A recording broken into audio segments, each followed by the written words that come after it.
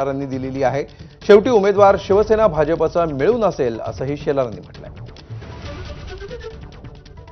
खरं 173 मध्ये दोन्ही अर्ज पडलेत आणि आता एक अर्ज राहील।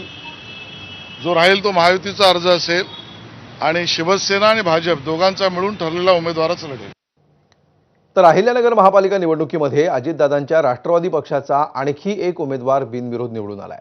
प्रकाश भागानगरे यांची प्रभाग क्रमांक 14 मधून बिनविरोध निवड झाली आहे। अपक्ष उमेदवारांनी माघार घेतल्यामुळे प्रकाश भागानगरे हे बिनविरोध निवडून आलेत। आतापर्यंत अहिल्यानगर महापालिकेमध्ये राष्ट्रवादी अजित पवार पक्षाचे 2 उमेदवार बिनविरोध निवडून आलेत। कालच भागानगरे यांच्या समोरील शिवसेना शिंदे गटाच्या उमेदवाराचा अर्ज बाद झाला होता। आता अपक्षांच्या माघारीनंतर भागानगरे बिनविरोध निवडून आले।